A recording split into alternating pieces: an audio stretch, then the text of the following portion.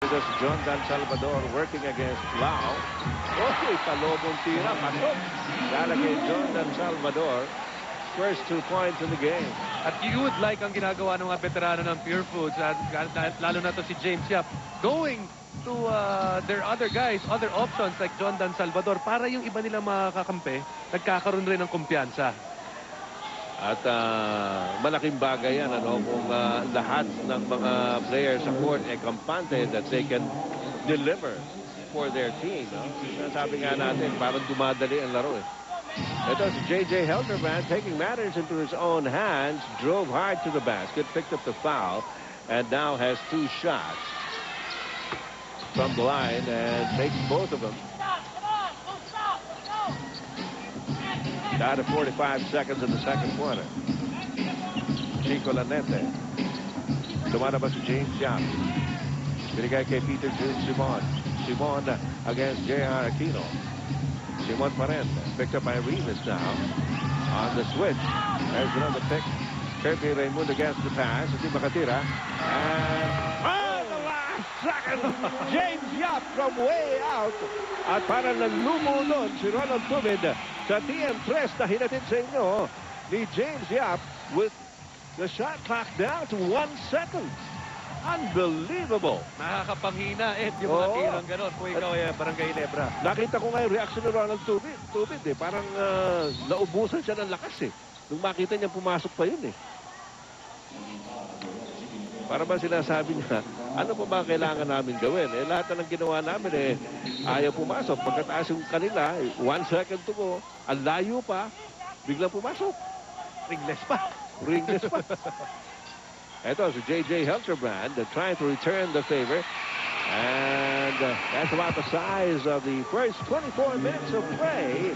Ang labanan ito ng Pure Foods Tender Juicy Giants at ng Barangay Ginebra. At ito, makikita natin ano ha. 1 second to go. Ang layo. Ang layo. Sabi mo nga, sapul na sapul. At ang ating score, maniwala kayo, dili. Pagkatapos po ng ating first half, lamang ang Pure Foods ng 21 of Barangay Ginebra, 51-30. Nag-umpisa itong larong ito, mga kaibigan. Medyo dikit po in the first few minutes of the first quarter. Pero biglang rumatsyada itong Pure Foods Tender Juicy Giants, and they've never looked back since. Well, ever since that second unit of Pure Foods came in, biglang bulargwa itong Pure Foods. And the second unit of the Gin Kings just couldn't keep up with that second unit of Pure Foods, especially itong si PJ Simon. Tignan natin, Jason, ang halftime stats at mapag-aralan natin kung ano nangyari nung first 24 minutes of play. At the start of the coverage, I said that Barangay Ginebra cannot shoot poorly if they hope to win this game, and that's exactly what they have done. They have shot poorly, and Pure Foods has shot the lights out at more than 50%. Napakalaking problema yan. You look at Barangay Ginebra, which has a lot of wingmen, pero wala pa silang nasushoot na 3-point shot. And the easy points have gone to Pure Foods, which are fast break points and points off turnover. Siguro yung depensa rin ng Pure Foods would have to be credited for that particular dismal performance by Barangay Ginebra on offense. Tignan naman natin ang mga leading scorers. June Simon came off the bench halfway through the first quarter and really lit it up. 17 points ang ginawa ni Simon in the first half. James Yap had 10 on again and off again from the hardcourt. Kirby Raymundo, as usual, in there with 6 points. Sa kabila naman, Tubid also coming off the bench with 7. Holper at si Rivas, pare-pareho rin pong galing sa bench to contribute for Barangay Ginebra, but they certainly need a lot more. They definitely need a lot more. They have to lock down defensively and hope that sila yung kumuha ng mga easy points katulad ng points off turnovers at saka fast breaks para sila naman ang makahabol ngayon. Well, tignan natin. Alam naman natin ng Barangay Ginebra, never say die, so never leave us. That was the Petron halftime report. Are you in the third quarter? Lalabanan ito ng Pure Foods at ang Barangay Ginebra, as you saw earlier. Mag-uumpisa po ang second half na lamang ang Pure Foods ng 19. And there's a nice play there by Barangay Ginebra to try and start their comeback into this ball game. Scored the first 2 points in the third quarter. Pero ganyan din ang nangyari ng second quarter, Jason eh. Sila ang unang umiscore sa second quarter. Pagkatapos tumahimik ng siguro mga 5 minuto at least. It was such a slow quarter para sa Barangay Ginebra. They only scored 11 points in that quarter compared to Pure Foods, which has had 26. Yan ang naging problema ng Ginebra this conference. They have had those really bad quarters, which has dug them a hole in those losses. Well, they're looking forward to having a good last 2 quarters here to try and get back into this ball game. Sunday Salvacion lets it fly. Ayun, nakuha rin niya. Ang bola sa ilalim and the back to the basket shot is good. This is a start, a 4-0 start here in the third quarter para sa Barangay Ginebra as Kirby Raimundo is hounded by Rafi Rivas. Here's James Yap over Mark Macapagal, and Rivas grabs the rebound. Oy, last touch on Rivas as R.D. Larong was all over him.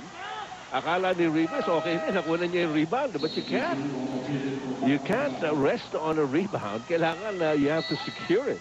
And you can't say enough dun sa job na ginagawa nito si R.D. Larong. Kanina, I felt that the defense that he started off the game really set the tone para dito sa Pure Foods, para sa depensa nila. At ito, pagbalik nila naman dito, showing a lot of intensity and giving his team another opportunity at the basket, at which they converted to. That had to be very disappointing yung nangyari that last play. They had possession. They could have gotten it down even further. Pagkatapos, all of a sudden, they turn it over. Pagkatapos, nakascore pa si Kirby Raimundo. Here, Rafi Rivas, pinagtulungan sa ilalim. Sakto yung sinabi mo, Ed, because it was a 4-0 run and Barangay Ginebra was supposed to have the basketball. Yeah. Kung nakashoot sila doon, they would have put a lot of pressure on Pure Foods and probably baka mapat early timeout pa yan. But because of the intensity at yung pinakita ni R.D. Larong na pagkuha ng bola, bigla na lang napatay kaagad yung rally nitong Barangay Ginebra. Well, Rafi Rivas will try and get a couple here from, isa lang ang pumasok, 53-35, still an 18-point lead here para sa Pure Foods Tenda Juicy Giants. At nasa kanila ang bola, Roger Yap. Binigay kay James Yap off to Kirby Raimundo. Raimundo got the open shot. And Ronald Tubid having some problems here. J.J. Hildebrand luckily was able to recover it. Hildebrand out to Sunday Salvacion. Too much muscle behind the shot. James Yap, his pass hit the foot of Sunday Salvacion. That was intended for R.D. Larong. Not really a good pass by James Yap. He knew it. And Joe Petic, yung pasa niya, could have given a harder pass so that they would have been open for that fast break. Kirby Raimundo back to Romel Aduco, who reaches for the sky. And he has gotten Billy Mamaril's number and possibly his goal. Alam mo, ganda ng kwento sa dalawang yan, ha? Billy Mamaril started off his career with Pure Foods. And of course, Romel Aduco, the same, started with Barangay Ginebra. Ngayon, ibang koponan na sila. Magkabila. Nagkapalit. And Kirby Raimundo comes down the rebound. Out ito si R.D. Larong. Kirby. James Yap. Sumaksak sa loob. Dalabas kay Kirby Raimundo. And a 3-second violation is going to be called on Pure Foods. 9:21 to go. Yes, Jason. One of the better defensive stands so far na pinakita ng Barangay Ginebra. Like we said, if they want na para gusto nilang bumalik sa laro nito, they really have to play better defense. Well, that's what Pure Foods has been doing. Pinahihirapan nila itong Barangay Ginebra every time they go for the basket, even inside the paint. Talagang, as Ronald Tubid picks up a foul galing kay R.D. Larong.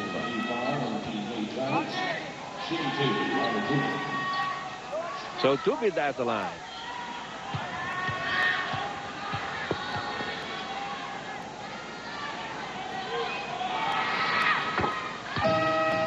They need those points from anywhere they can get it. Have also missed some from the free throw line, points that they cannot afford to miss.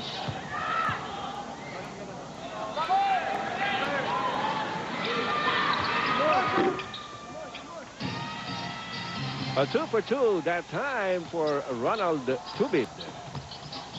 And it is 55-37. 18 pa rin po ang naghihiwalay sa dalawang koponan. Roger Yap against J.J. Hildebrand. Got a small opening. That's all he needed. That's his strength. He's usually a bigger point guard doon sa bumabantay sa kanya. At ayun, isa pang tapon, unforced turnover. Yun ang masasabi.